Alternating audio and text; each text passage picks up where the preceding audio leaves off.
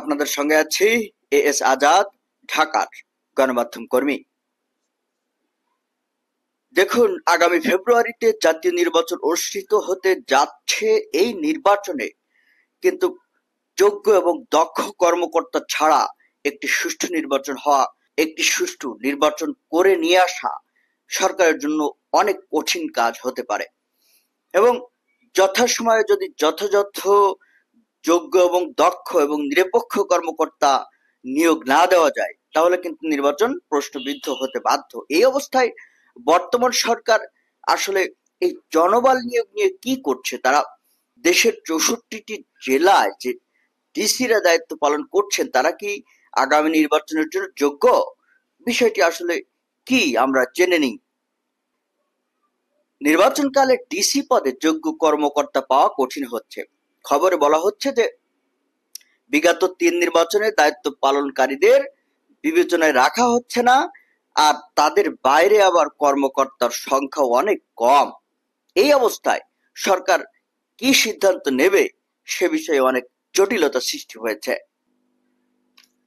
সরকারের সিদ্ধান্ত হলো যে 2014, 18 এবং 24 সালের জাতীয় সংসদ নির্বাচনে দায়িত্ব পালনকারী কর্মকর্তাদের এবার নির্বাচনের সময় মাঠ প্রশাসনে রাখা হবে না।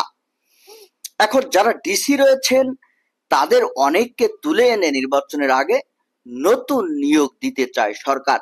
জনপ্রশাসন মন্ত্রণালয় বলছে যে এখন যারা ডিসি হওয়ার যোগ্য তাদের মধ্যে বেশিরভাগ কর্মকর্তা 2018 সালের জাতীয় নির্বাচনের সহকারী রিটার্নিং কর্মকর্তার দায়িত্বে ছিলেন। আবার যারা দায়িত্বে ছিলেন না তাদের অনেকের ডিসি হওয়ার মতো যোগ্যতা নেই, কারণ শর্তানুযায়ী মাঠ প্রশাসনে 2 বছর দায়িত্ব পালন না করলে ডিসি পদে নিয়োগ দেওয়া যায় না।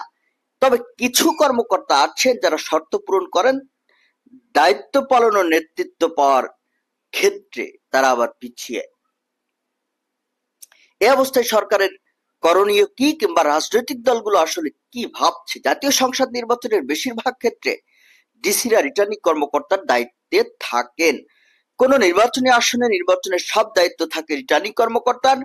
তিনি মূলত সংশ্লিষ্ট আসনে নির্বাচন কমিশনের প্রতিনিধিত্ব করেন। এক্ষেত্রে তাদের নিরপেক্ষতা খুবই গুরুত্বপূর্ণ হয়ে দাঁড়ায়। এখন রাজনৈতিক দলগুলো কি ভাবছে?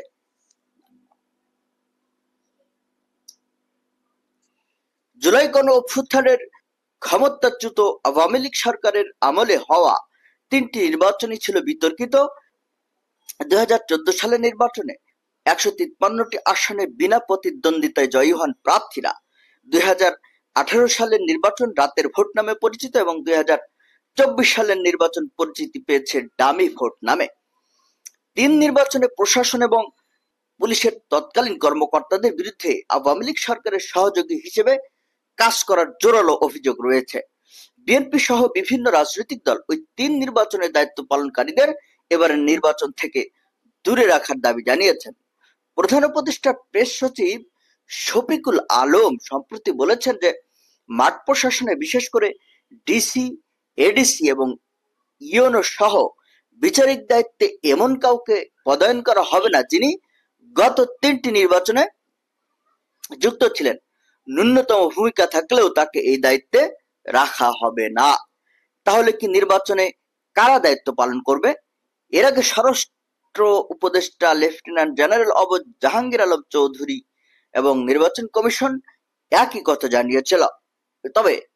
তবে সহকারী রিটার্নিং কর্মকর্তা ছিল যারা হাসিনা নির্বাচনের সময়, অর্থাৎ এডিসি, তাদের কয়েকজনের বক্তব্য পাওয়া গেছে। তারা বলছেন যে ইচ্ছায় হোক অনিচ্ছায় হোক বিগত 3টি জাতীয় নির্বাচনে সরকারি কর্মকর্তারা বিতর্কিত কর্মকাণ্ডে যুক্ত ছিলেন। সেই হিসেবে সেসব কর্মকর্তাকে বাদ দেওয়ার জন্য সরকারকে দোষ দেওয়া যায় না। তবে বিশেষজ্ঞদের পক্ষ থেকে বক্তব্য এসেছে যে যারা কারা দলদাস ছিল, হাসিনার দলদাস ছিলেন এবং কারা বাধ্য হয়ে বিতর্কিত কর্মকাণ্ডে যুক্ত ছিলেন, তার একটি তালিকা প্রস্তুত করা উচিত ছিল। সেটা করতে পারলে এখন ডিসি পদে পদায়নে এত জটিলতা তৈরি হতো না।